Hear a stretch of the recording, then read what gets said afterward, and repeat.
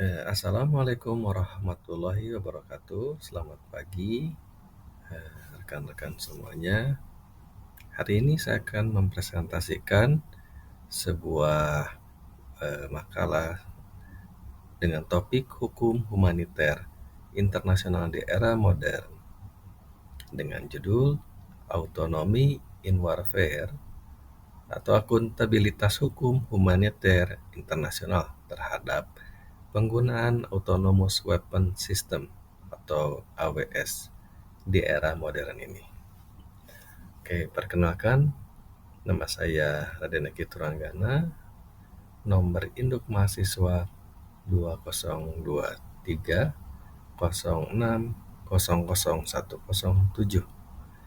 Saya sedang berkuliah di jurusan Hukum Universitas Sibermu Muhammadiyah.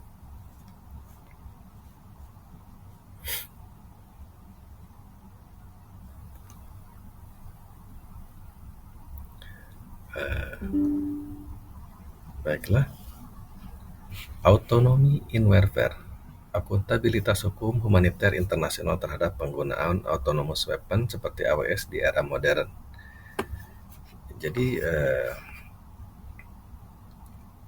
rekan-rekan sekalian, sejarah hukum perang selalu ditulis dengan darah dan air mata. Namun ia juga berhasil berlari mengejar perkembangan teknologi. Jika pada abad 20 kita mengenal hukum perang yang mengontrol senjata-senjata konvensional dan nuklir, maka di abad ke-21 ini kita dihadapkan pada disrupsi terbesar dalam sejarah militer, digitalisasi dan artikulasi kecerdasan buatan atau artificial intelligence di medan laga. Jadi fenomena ini sedang sangat bermunculan ya, rekan-rekan sekalian. Sekarang kita ke vacuum of law dan kutipan dari ICRC. International humanitarian law applies to all new weapons, means, and methods of warfare, including those that rely on digital technologies. There is no legal vacuum.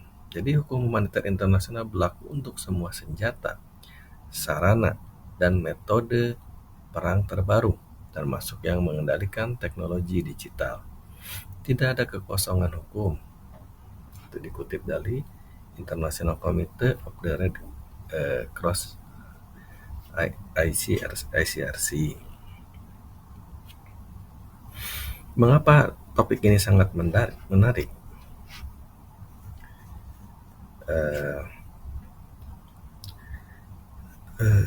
Topik ini sangat mendesak dan relevan untuk kita bahas hari ini, karena saat ini kita sedang menyaksikan legal lag atau ketertinggalan hukum Konvensi Jenewa 1949 beserta protokol tambahannya dirancang di era di mana komputer belum lahir.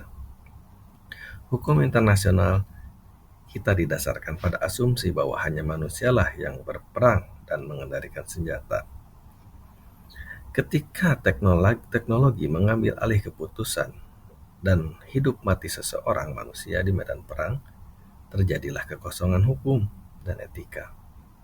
Komite Internasional atau Perang Merah atau ICRC secara konsisten mengingatkan bahwa membiarkan mesin menentukan hilangnya nyawa manusia adalah pelanggaran terhadap martabat manusia.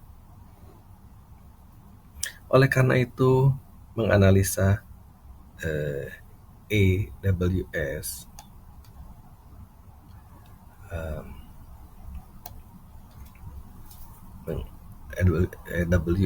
ya, dari kacamata hukum humaniter internasional bukan lagi sekedar wacana fiksi ilmiah, melainkan kebutuhan hukum yang sangat mendesak.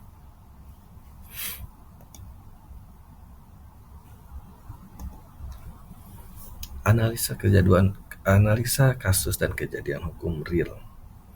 Mari kita beralih dari tataran teoritis ke analisa kasus nyata di lapangan. Penggunaan kecerdasan buatan atau AI dalam konflik modern bukan lagi spekulasi teoritis, Dalam beberapa tahun terakhir, laporan investigasi, jurnalistik, dan pemantauan HAM, hak asasi manusia internasional, mengungkapkan penggunaan sistem target berbasis AI dalam konflik kontemporer di Timur Tengah, seperti sistem yang dikenal dengan nama Lavender dan Where is Daddy. Sistem ini menggunakan big data untuk memproses ribuan target potensial dalam waktu singkat berdasarkan analisis perilaku, jaringan sosial, dan lokasi digital individu. Secara empiris, efisiensi yang ditawarkan oleh sistem ini berbanding lurus dengan tingginya resiko galat atau error. Ketika sistem merekomendasikan target dengan tingkat akurasi yang dipertanyakan, dan komandan militer di lapangan hanya meluangkan waktu hitungan detik,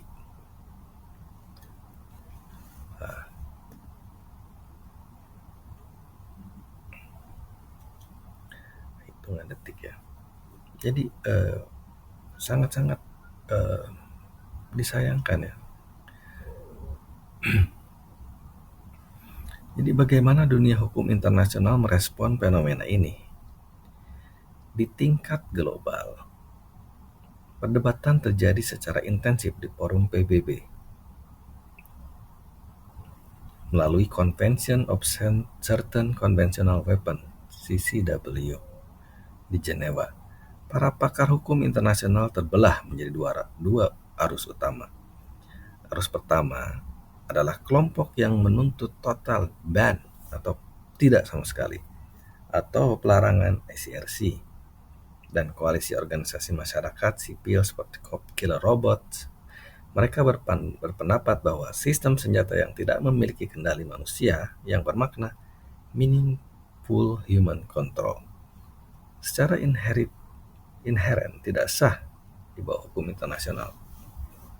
Dan ada kubu kedua, arus kedua, kelompok negara maju yang berargumen bahwa hukum yang ada saat ini atau HHI konvensional sudah cukup memadai.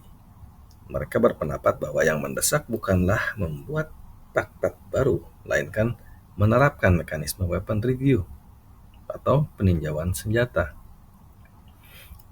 yang lebih ketat berdasarkan pada pasal 36 protokol tambahan 1 sebelum senjata tersebut diproduksi dan digunakan. Sekarang kita sampai pada inti dari masalah hukum, accountability gap atau kekosongan akuntabilitas. Hukum pidana internasional menetapkan prinsip bahwa tanggung jawab pidana bersifat individual atau individual crime responsibility. Jika sebuah AWS melakukan kejahatan perang, misalnya pembantaian warga sipil sebuah desa, karena hanya dengan kesalahan algoritma, siapa yang bisa dimintai pertanggungjawaban? Jika sebuah AWS melakukan kejahatan perang, misalkan algoritmanya salah, betul, siapa yang harus dipertanggungjawabkan? Seperti itu. Apakah komandan militernya? Dia bisa berargumen bahwa dia tidak bisa memprediksi kesalahan teknis sistem otonom tersebut. Apakah programmer AI-nya? Dia akan membela diri bahwa kode yang dibuatkan sudah benar, namun AI mengalami proses pembelajaran mandiri, yaitu machine learning, namun tidak dapat diprediksi saat diterjunkan ke lingkungan dinamis. Jadi apakah produsen senjata? Mereka dilindungi oleh hukum korporasi dan kontrak pengadaan. Mesin itu sendiri tentu bisa diadili karena tidak memiliki subjek hukum dan kesadaran atau mens rea. Inilah tantangan terbesar HHI di era modern. Bagaimana menegakkan keadilan ketika pelaku pelanggaran hukum adalah sebuah program komputer. Sangat disayangkan sekali. Jadi kesimpulan dan rekomendasi. Jadi sebagai kesimpulan dari seluruh analisa yang telah saya paparkan, pertama, Autonomous Weapon System atau AWS dalam bentuk human out of the loop secara inheren sangat sulit, bahkan mustahil untuk sepenuhnya mematuhi prinsip distinction and proportionality dalam hukum humaniter internasional. Karena karakteristik mesin yang tidak memiliki kesadaran moral dan empati kemanusiaan. Yang kedua, regulasi mengenai HHI, hukum humaniter internasional, yang ada pada saat ini mengalami kelumpuhan penegakan hukum dalam konteks pertanggungjawaban pidana akibat adanya celah akuntabilitas atau accountability gap.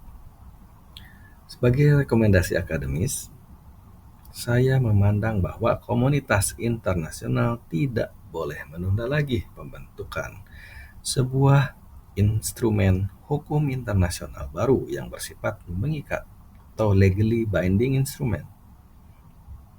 Traktat baru ini harus secara eksplisit mewajibkan adanya meaningful human control atau kontrol manusia yang signifikan dalam setiap fase operasional senjata. Manusia harus tetap menjadi pemegang keputusan akhir atas penggunaan kekuatan yang mematikan. Hukum harus mendikte teknologi, bukan sebaliknya. Bagaimana menurut rekan-rekan semua? Jadi mungkin ada yang sependapat, kalau mungkin ada yang berpendapat lain bisa ditulis di kolom komentar. Jika konten ini bermanfaat, acungkan jempol. Jika membosankan ya jempol ke bawah. Baiklah, sekian dari saya atas presentasi kali ini. Saya ucapkan banyak-banyak terima kasih kepada Universitas Ibermu Muhammadiyah yang telah memberikan saya kesempatan, kepada rekan-rekan semua yang menyaksikan konten ini. Semoga bisa sedikit banyak bermanfaat. Akhir kalam, Assalamualaikum warahmatullahi wabarakatuh.